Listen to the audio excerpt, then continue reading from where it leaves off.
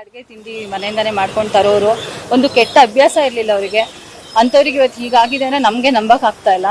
But ಏನೋ ಅಂಥ major ಕಾಯಿಲೆ ಅವ್ರಿಗೆ ಇಲ್ಲ ಅಂತ ಅನ್ಕೊಂಡಿದ್ವಿ. ಬಟ್ ಲಾಸ್ಟಿಗೆ ಅದೇ ಕ್ಯಾನ್ಸರು ಅವ್ರು ಉಳಿಯಲ್ಲ ಅಂತ ಹಾಸ್ಪಿಟಲಲ್ಲೇ ಹೇಳಿದ್ರು ವಿಕ್ಟೋರಿಯಾದಲ್ಲಿ.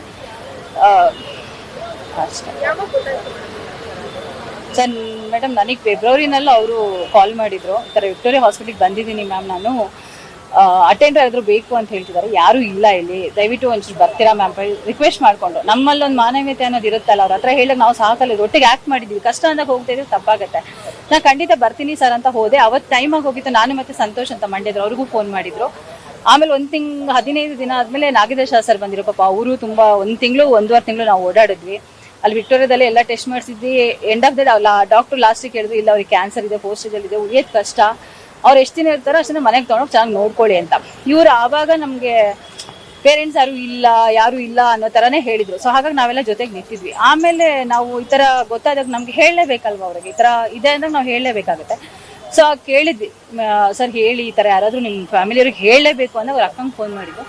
ಅವ್ರು ಬೆಂಗಳೂರಲ್ಲೇ ಅವ್ರ ತಾಯಿ ಇದ್ರು, ಅವ್ರಿಗೆ ಫೋನ್ ಮಾಡಿ ಪಾಪ ಅವ್ರ ಅಮ್ಮ ತಮ್ಮ ಎಲ್ಲ ಇಬ್ರು ಬಂದ್ರು. ಪಾಪ ಇಷ್ಟು ದಿನ ತನಕ ಅವರು 1.5 ತಿಂಗಳು ತುಂಬಾ ಚೆನ್ನಾಗಿ ನೋಡ್ಕೊಂಡಿದ್ದಾರೆ. ಅವ್ರ ಅಮ್ಮಂಗೆ ನೋಡ್ಕೊಳಕ್ಕಾಗಲ್ಲ ಅಂತ ನಾವು ಒಂದು ಕೇರ್ ಸೆಂಟರಲ್ಲಿ ಬಿಟ್ಟಿದ್ವಿ. ನಾನು ನಾಗೇಂದ್ರ ಸರ್ ಎಲ್ಲ ಮಾತಾಡ್ಕೊಂಡು ಅಲ್ಲೋಗಿ ಬಿಟ್ಟಿದ್ವಿ. ಬಸವ ಅಂತ ಅವ್ರ ಸ್ಟೂಡೆಂಟ್ ಒಬ್ಬ ಇದೆ, ಎಲ್ಲ ಅವ್ರು ಕರ್ಕೊಂಡೋಗಿ ಅಲ್ಲಿ ಸೇರಿಸಿದ್ವಿ. ಅಲ್ಲವ್ರಿಗೇನೋ ಫುಡ್ ಅಡ್ಜಸ್ಟ್ ಆಗಿಲ್ಲ, ಅದು ಇದು ಅಂತ ಈ ಹಾಸ್ಪಿಟ್ಲಿಗೆ ಬಂದು ಅಡ್ಮಿಟ್ ಆದ್ರು. ಇಲ್ಲಿ ಬಂದ್ಮೇಲೆ ನಾನು ಕ್ಯೂರ್ ಆಗ್ತಾ ಇದೀನಿ ಅಂತ ಡೈಲಿ ಫೋನ್ ಮಾಡೋರು. ಮೇಡಮ್ ಓಕೆ ಅನಿಸ್ತಿದೆ ಅಂತ ಹೇಳೋರು. ಬಟ್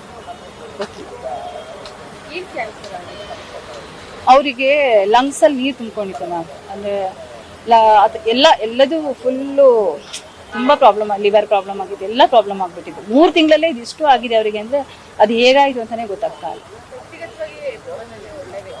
ತುಂಬ ಒಳ್ಳೆಯವರು. ಅವ್ರಿಗೆ ಹೇಳಿದ್ನಲ್ಲ ಎಷ್ಟು ಒಳ್ಳೆಯವರು ಅಂದರೆ ಎಲ್ಲರೂ ತುಂಬ ಆಸೆ, ತುಂಬ ಇಷ್ಟಪಡೋರು. ಅವನು ಎಲ್ಲ ಇಷ್ಟಪಡೋರು. ಅಣ್ಣ ಅಕ್ಕ ಅಂತಾನೆ ಓಡಾಡ್ತಾ ಇದ್ರು. ಯಾವುದೇ ಒಂದು ಕೆಟ್ಟ ಅಭ್ಯಾಸ ಅವ್ರಿಗೆ ಇರಲಿಲ್ಲ. ಅಂಥ ವ್ಯಕ್ತಿಗೆ ಇವತ್ತು ಹೀಗಾಗಿದೆ ಅಂತಂದರೆ ತುಂಬ ಬೇಜಾರಾಗ್ತಿದೆ.